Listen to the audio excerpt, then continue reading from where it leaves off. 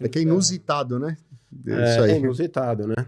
Mas são ocorrências das mais variadas. Isso aí só quem tá na rua, né? Quem tá no plantão, quem tá dando a cara a tapa, que vai deparar e vai acabar encontrando esse tipo de Assim, situação. Isso é um aprendizado, né, doutor? Não, aprendizado diário, né? Teve também outra situação. E aí também a importância, talvez tão importante ou mais do que você fazer a justiça, no caso concreto, é você evitar que uma injustiça prevaleça. Então, diante disso, decorre aí a responsabilidade que você tem de ter uma atenção, a cautela para decidir, porque você está decidindo sobre a vida das pessoas, né? Quando é apresentado para você uma situação de um potencial flagrante, você dar voz de prisão, ratificar a prisão, indiciar o indivíduo, você está dando muitas vezes uma sentença eterna. Então, por exemplo, nessa situação, foi apresentado lá um policial militar, né, com a acusação, uma mulher estava junto, com a acusação de estupro. Então, imaginem vocês um policial militar sendo acusado de estupro. E aí você sabe que se você ratificar aquela voz de prisão, você está condenando a pessoa pro resto da vida, mas que ela consiga até provar aquela mácula, aquele constrangimento, todo o desgaste, toda a vergonha que fica na pessoa. Muitas vezes, uma pessoa inocente, isso não sai nunca mais. Então, eu vi que a história estava um pouco diferente, entrevistei a vítima, e alguma coisa não encaixava, eu falei assim, não, vamos a campo, né? E muitas vezes ali, dependendo, a pessoa já fala, não, vamos prender, né? Porque uma ocorrência como essa, vai dar o policial, aí passa mil coisas na nossa cabeça, né? No dia seguinte, você não prende, pô, vem lá, eles programam, da Atena, ô, doutor Gustavo, como é que... Liberou uma estupradora. Mas assim, né, eu sempre procurei realmente ter cautela, e aí a gente foi a campo, no local onde ela falava e tal, e aí buscamos as câmeras, num motel, e nas câmeras a gente viu que não era bem assim. Na verdade, ela foi, ele não estava presente, foi com uma outra pessoa, e aí não sei se ele tinha algum grau de relacionamento, aí não sei a intenção da pessoa. E ela queria prejudicar a vida dele. Mas a gente viu que de fato ele não tinha envolvimento, não era o autor do crime. E até depois essa ocorrência foi parar num livro de uma deputada lá do Rio Grande do Sul, de Santa Catarina, Ana Campagnolo, e ela relata essa ocorrência. Eu estava lendo o livro e me deparei ela relatando essa ocorrência, falando sobre a importância justamente da gente não se curvar, às vezes, a pressão da mídia, da lacração, né, do primeiro impulso, que é você condenar, especialmente nesses casos aí que a gente está tratando de minoria. Você tem que procurar tratar todos de maneira igual, dar a todos a mesma condição de se defender, o direito, e buscar sempre, dentro do possível, o máximo a verdade, né? No final das contas, a função policial, ela, muito mais do que perseguir, do que acusar, é buscar a verdade, né? O que a gente busca é a verdade. Essa verdade, às vezes, pode servir para inocentar uma pessoa, como no caso desse policial militar. Agora, imagine vocês se eu tivesse infelizmente, na PM, de repente, ir num plantão judiciário militar, e quem não está presente, infelizmente a PM, a gente passou por isso, e quem está na ativa passa.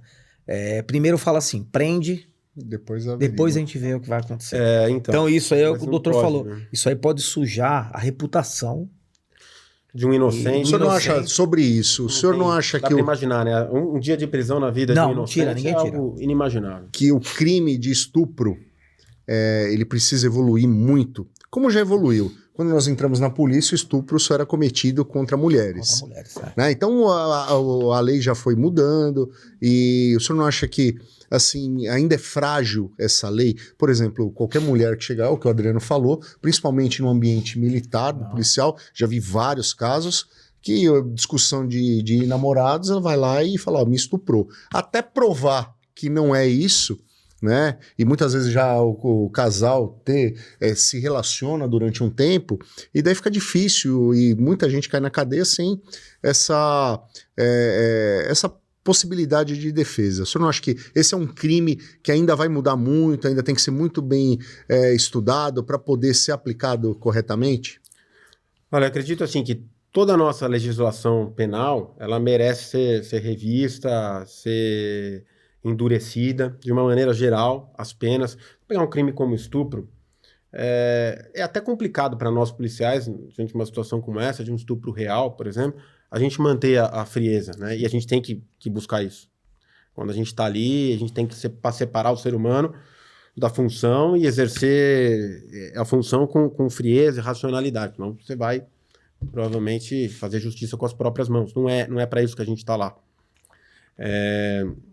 Mas, ao mesmo tempo, a gente vê que além de a gente ter crimes, que as penas são muito baixas, talvez pior do que isso seja o nosso sistema processual penal, por exemplo, né? Que tem ali inúmeros benefícios e garantias e privilégios para os criminosos, para quem não merece. Portas de saída então você tem lá, por exemplo, hoje, a pessoa é presa em flagrante por um crime, digamos aí, um furto.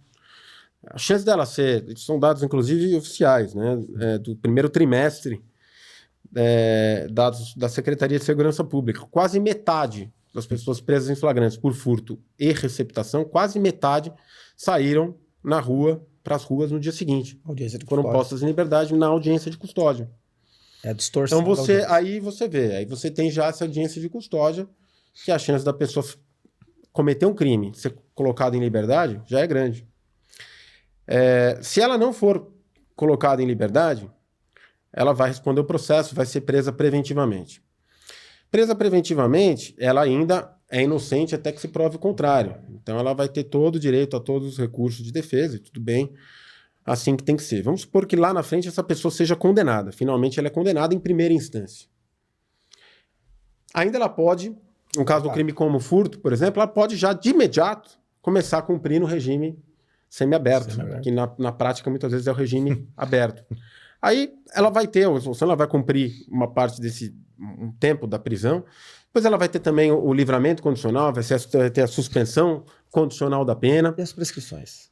Exatamente, isso sem contar aí os recursos, aí um bom advogado, e aí isso favorece ainda mais as pessoas que têm boas condições, condição financeira razoável, vai contratar um bom advogado, vai arrastar esse processo aí, porque vai entrar com diversos recursos, instâncias, e esse processo se arrasta muitas vezes até a prescrição, e aí a impunidade está sacramentada, né? Então, é essa sensação de impunidade que é o que mais mal faz para o nosso país.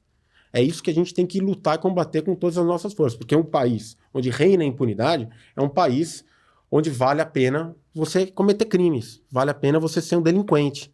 Essa é a mensagem que a gente está passando para a população muitas vezes, que a gente não pode admitir. Quando um crime fica sem punição, a mensagem que a gente passa para a sociedade, para a população, qual que é? A de impunidade, que vale a pena você praticar crimes, você escolher o caminho mais fácil, o caminho do atalho, o caminho de quem atrasa a vida, de quem escolhe o mais difícil.